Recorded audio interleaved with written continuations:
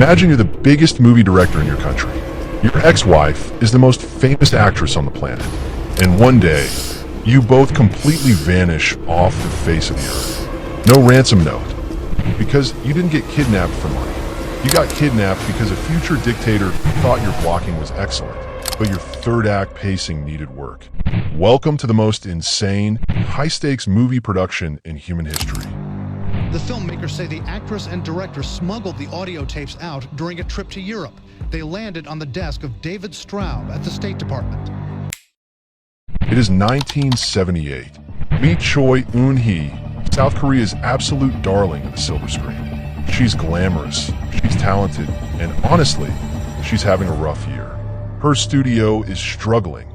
She just divorced her husband, Shin, who happens to be the Steven Spielberg of South Korea. So when a wealthy businessman offers her a massive contract to direct a film in Hong Kong, she thinks, awesome, a fresh start. She flies to Hong Kong, goes for a peaceful stroll along Repulse Bay Beach, and notices a couple of speedboats approaching. Before she can even process that these men are wearing incredibly obvious, low-budget wigs, they grab her, shove a needle in her arm, and throw her on a cargo ship. When she wakes up 8 days later, she's in Nampo Port, North Korea, and standing on the docks, waiting to greet her with open arms, Jong-il. Now, to understand why this happened, you have to understand before he ran the country, he ran the state propaganda department. And the guy was a massive cinephile. He owned a climate-controlled, bomb-proof private library containing over 15,000 movies. He loved James Bond, Rambo, and Hollywood blockbusters. He looked at North Korea's current movies, which were mostly about tractor production quotas and crying tears of joy for the regime, and he was bored out of his mind. He literally complained on audio tape that his own people couldn't act. So what does a spoiled, billionaire dictator in training do when he wants better movies? He abducts Hollywood-level town infamous neighbor. But here's the twist. Kim didn't lock Choi in a dungeon. He put her in a literal palace.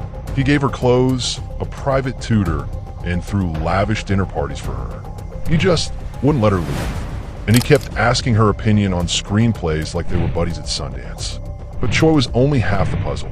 Kim Jong-il had his leading lady. Now, he needed his director.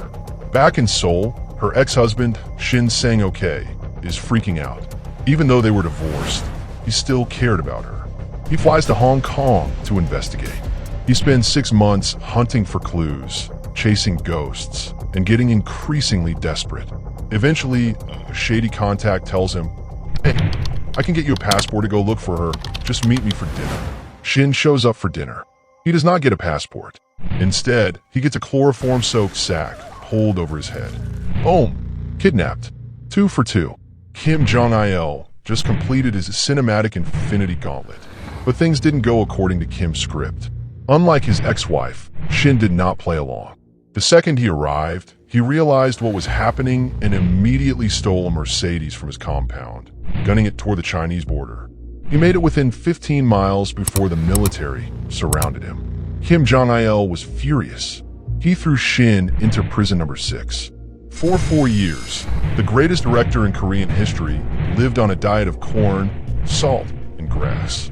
When Shin tried to go on a hunger strike to end his life, the guards literally force-fed him through a funnel because he was too valuable to die. Flash forward to March 1983. For years in a brutal prison camp, Shin is finally released because he writes a series of letters promising to behave. Kim Jong-il decides it's time for the grand finale. He throws a massive gala in Pyongyang. Choi is there, dressed up, completely unaware of what's coming. Shin walks through the double doors. They haven't seen each other in 5 years. Neither of them even knew the other was in. 그들은 공포를 느꼈지만은 날 대해주는 그 모든 태도나 언어 이런 게 나를 해치려고 그러지는 않는. North Korea, they burst into tears, hugging each other in the middle of the ballroom. It's an incredibly raw, deeply human moment. And right next to them, clapping like a proud matchmaker, is Kim Jong-il. He literally looks at them and says, "Hey, you guys should remarry. Also, I'm directing the ceremony." And they did, because when a dictator suggests a vow renewal, you skip the registry and just say, "I do." Now begins the most grueling film shoot in history.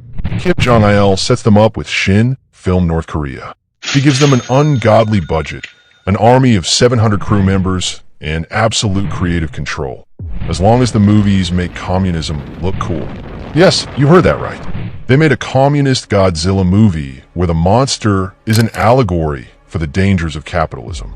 Kim Jong-il was listed as the executive producer. And honestly, the movies were actually good. They were winning awards at international film festivals. But behind the scenes, Choi and Shin were living a nightmare.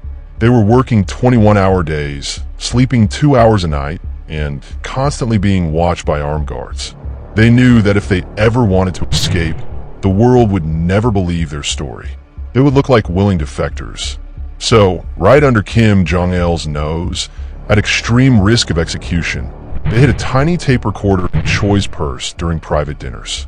They successfully recorded hours of Kim Jong-il bragging about orchestrating their kidnappings. They had the proof. Now they just needed a window. By 1986, they had earned Kim's absolute trust. He'd spent millions on them. So, he sends them to Vienna, Austria, to pitch a new movie about Genghis Khan to European investors. This was it. The ultimate third act. While at the Intercontinental Hotel, a journalist arrives to interview the couple.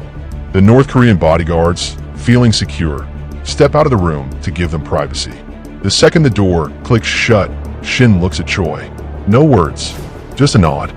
They sprint out of the hotel, dive into a passing taxi, and yell, "Take us to the American embassy."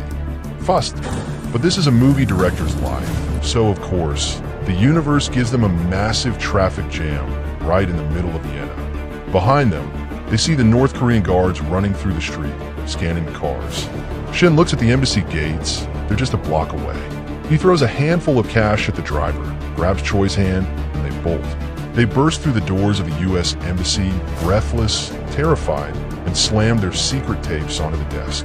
After 8 years of captivity, a prison camp, 17 force feature films, and a fake remarriage, they were finally truly free. Kim Jong-il was so embarrassed he banned all of their movies and claimed they had stolen production money.